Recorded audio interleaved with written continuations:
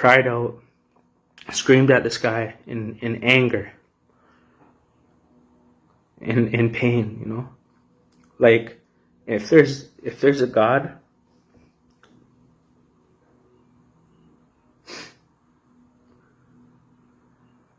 I need you. If there's a God, I need a God. And how could you let this happen? If there's a loving God out there in the world, you know, somewhere up there, if there's a loving God, how could you let this happen? I hate you. You know, I was like, you don't love me. If you are there, if there is a God. So I was still open-minded, you know, to a God. But I was like, you don't love me and you don't care.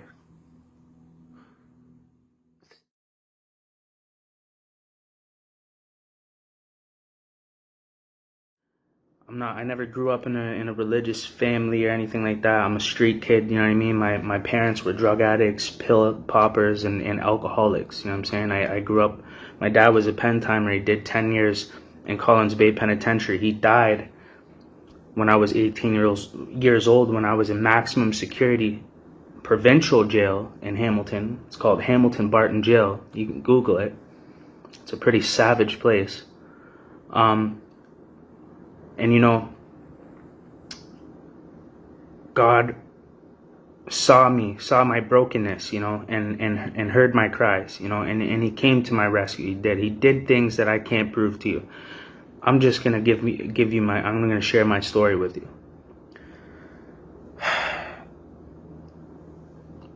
So when I was 14 years old, okay, so all my life I grew up in a sick environment. Drunkards, you know, people that are drunk. You know, my mother, you know, and her boyfriend, you know, they punched each other out every single day. They were drunk every day, you know, abusive towards me, and, you know, played loud music all night until 5 a.m, and then forced me to go to school. And then when I wouldn't succeed in school, they punished me when I came home. It was a complete nightmare for me as a child growing up, all the way up into 14. And during that time, my dad was doing that 10 years. You know, just after I was born, he went in for 10 for an armed robbery.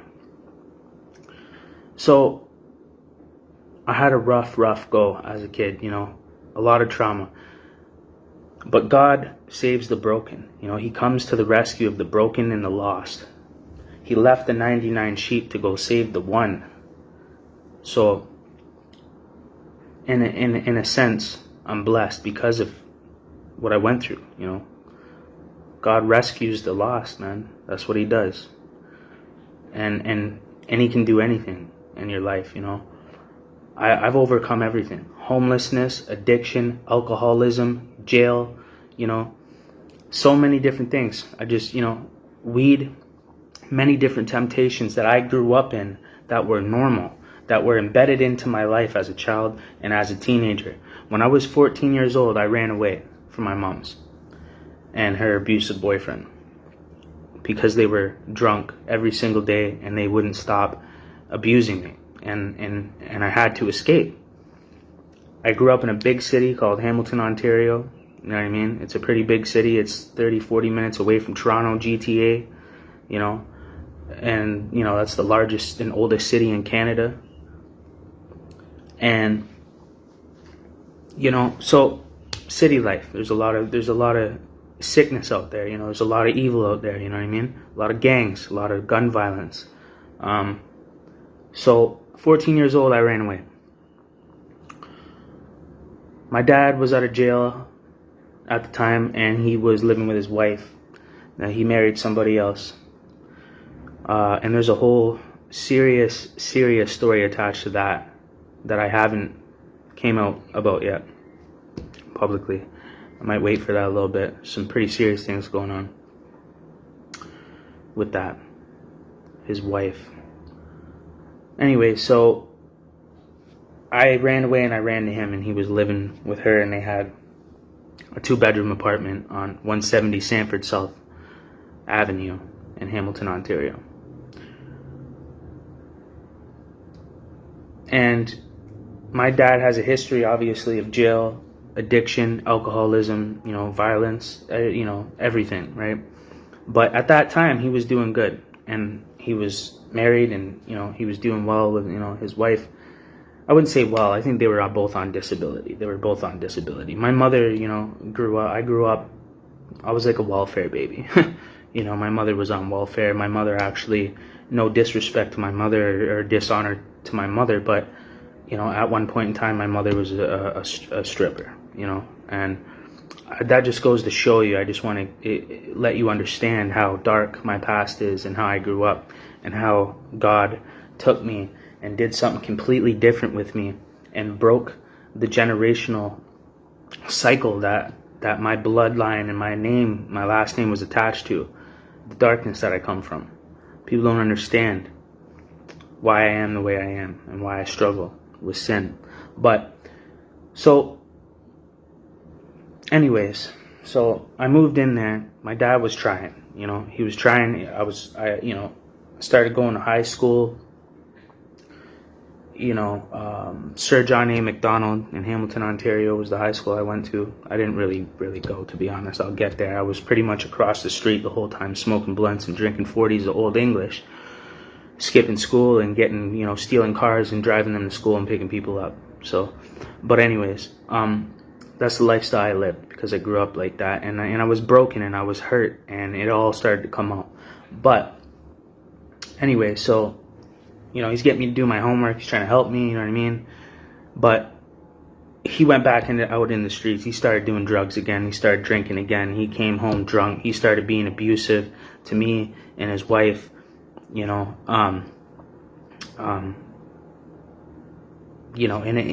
a sense. Not as bad as, where I had it over there at my mom's with her boyfriend or whatever. But yeah, it was pretty bad. He would wake me up out of the middle of the night, and just lay into me for no reason, and say a bunch of really evil stuff to me for no reason. So anyways, bottom line is,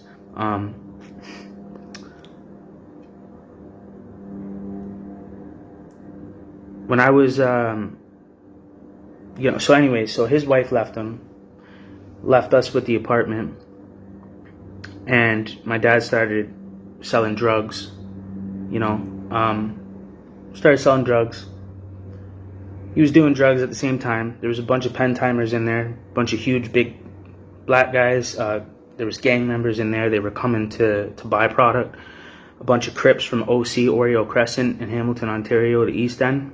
They were all decked out in Crip suits. Crip everything. Crip shoelaces, Crip shoes, hats, Crip everything. Full out, guns, everything. Gang.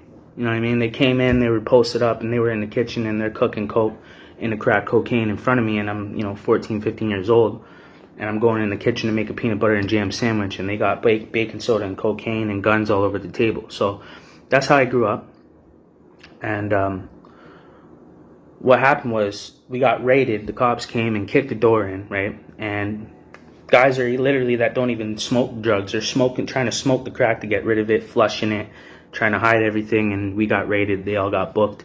2 of those guys went to jail. One of them went to jail for murder, and one of the other guys got killed. Easy, that was his name.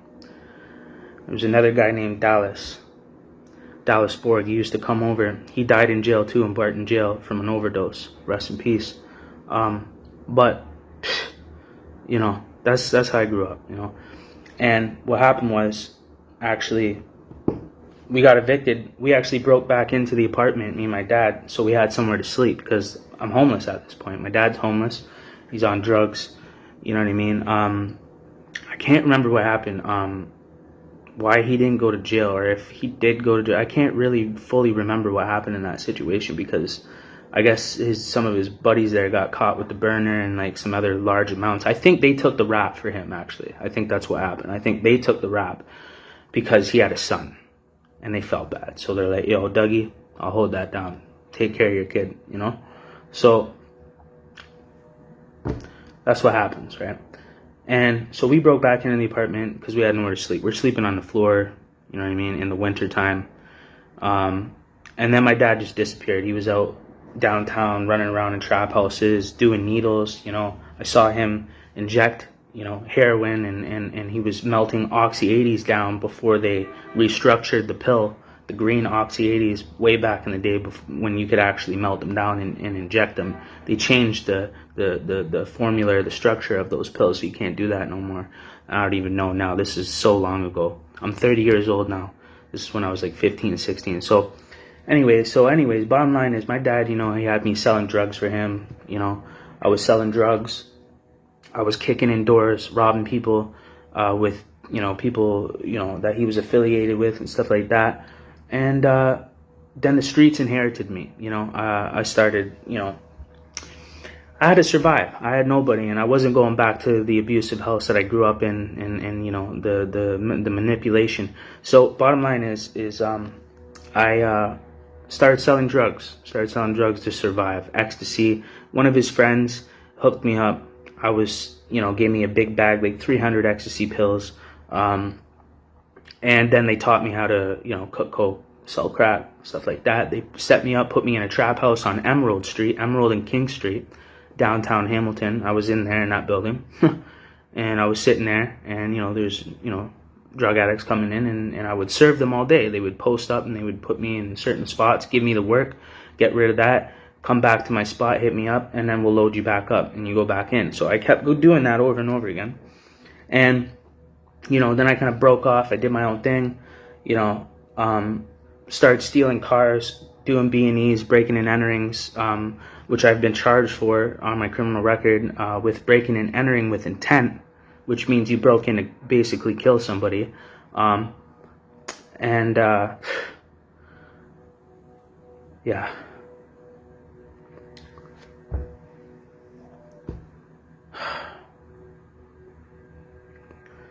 Hard to talk about this.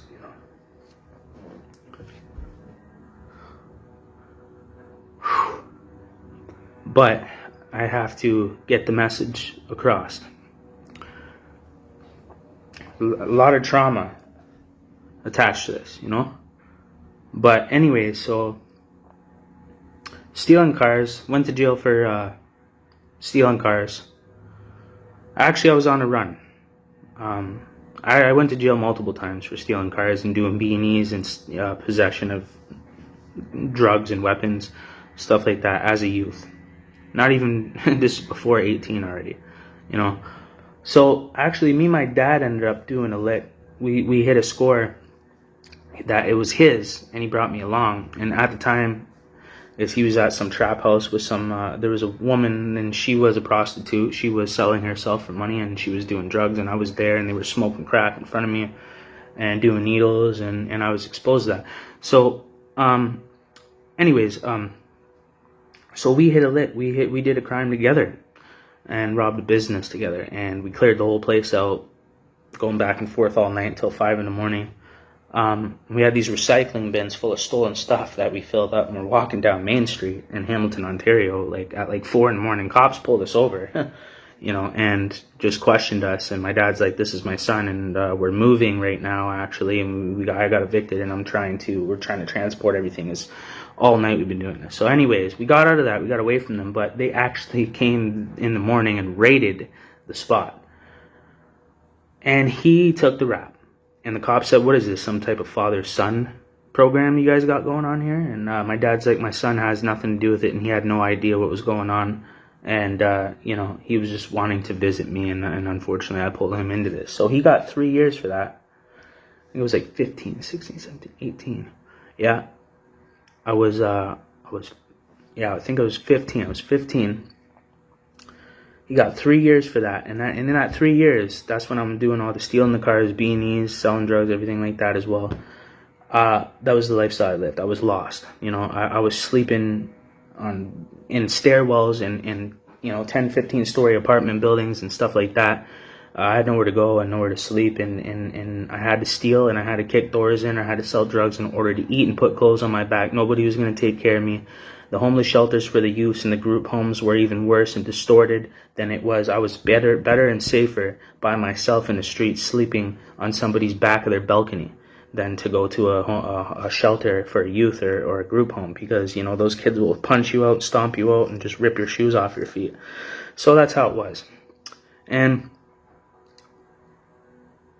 so, you know, fast forward, you know, I'm just about to turn 18, and I think I did turn 18, and then he gets out of jail from the pen, comes home, we reconnect. I was kind of mad, obviously, and I was like, you left me, and this is who I am now, and it's your fault.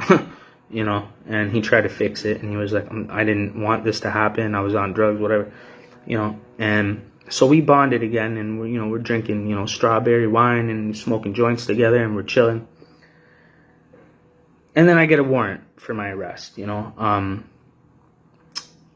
I won't even go into the details about what everything is, you know what I mean. It was an assault, you know what I mean. But I won't speak on, you know, obviously any individuals or name any names or anything like that. But bottom line is, it was an assault. So I was, you know, and I already have a hefty, you know, you know, criminal record as a youth. So they're not having no mercy on me. So I'm not having it. So I'm on the run. I robbed some guy's house. I kicked his door in. He was a liquor dealer. He sold 60-pounders of liquor. I kicked his door in, robbed him, took all the 60-pounders, came back, gave my dad 3 of them, you know. And that was like the last thing that happened with me and him. And then I went to jail, and I went to Max Security Provincial, not, you know, provincial jail, not the penitentiary, not prison. Provincial. You'll sit there for a max of 2 years till you know, get sentenced, or if you get deuce plus, if you get 2 years plus, then you go to the pen. If you get anything under 2 years, you go to provincial. So you get everybody in there. You got murderers, you know, killers, rapists, everything. Like, you know, obviously those weirdo guys are on a different range, you know what I mean? But bottom line, there's every type of animal and demon inside of this place. And Hamilton Barton Jail is infamous for people dying in there, and it's nasty living conditions. There was 3 people per cell. It was hell. It was hell.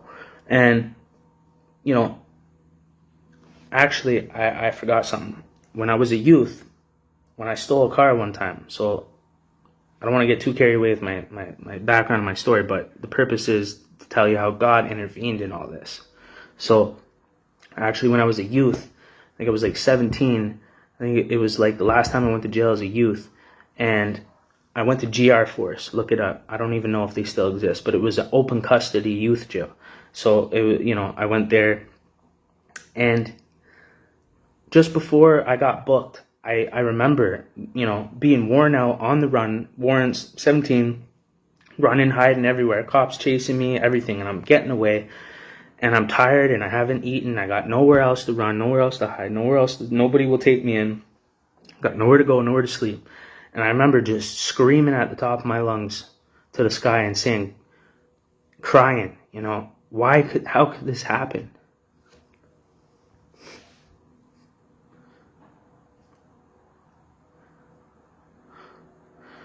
To a kid.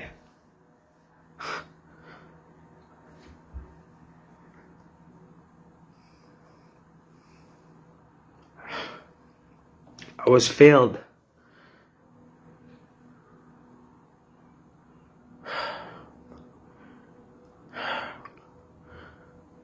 By my guardians, you know, and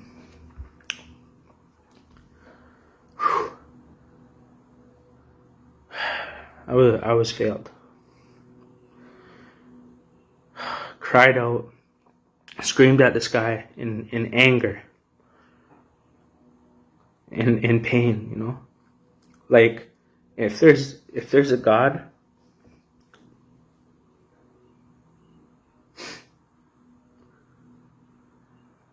I need you. If there's a God, I need a God. And how could you let this happen? If there's a loving God out there in the world, you know, somewhere up there, if there's a loving God, how could you let this happen? I hate you. You know, I was like, you don't love me. If you are there, if there is a God. So I was still open-minded, you know, to a God. But I was like, you don't love me and you don't care. 3 days later,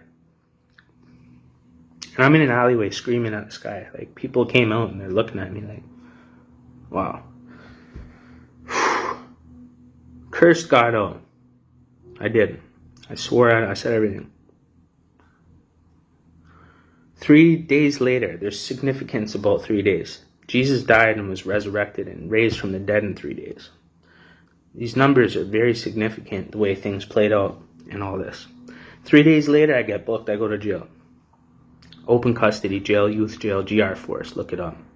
Hamilton, Ontario, Canada.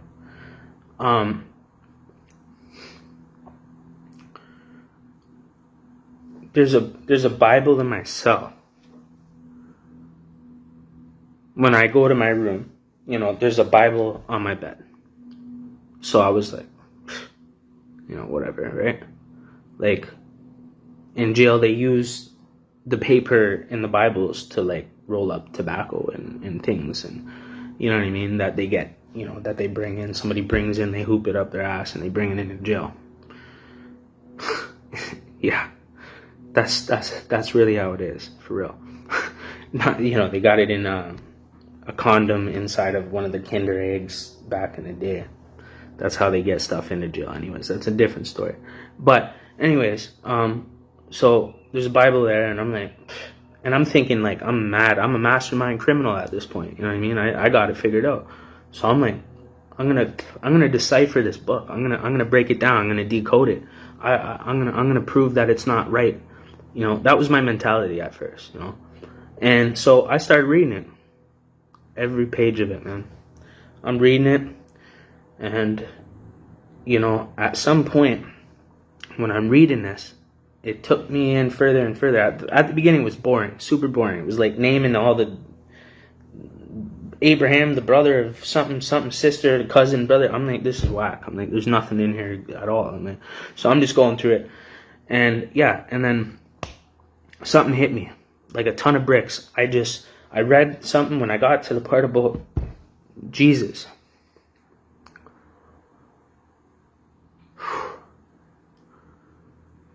And I was like, wow, about who Jesus was, and the love that Jesus had for even sinners.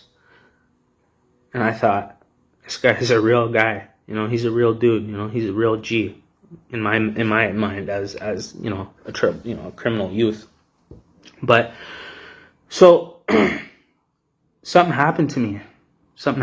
I prayed, and I started to pray once I started getting in there about with Jesus, and then I just felt this overwhelming, it was like I popped an ecstasy pill. I was high, like lit, like, whoa, who laced me? I was high. I just felt energy come into the room. It was just supernatural, divine. It was just, and I'm just a typical teen. I don't even care about that stuff. I don't listen to that. I punched my own friend out for talking about Jesus to me once. My best friend, and ripped his gold chain off, which was a cross in my youth time. And which he's dead now, by the way. Yeah. So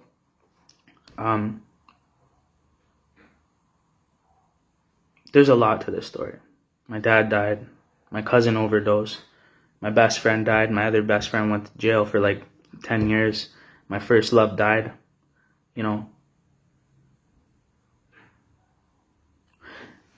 And the reason why I'm telling you that is because I want to show you what God has done in my life and how far I've come and what I've been through. You know what I'm saying? So I owe it all to God. Okay?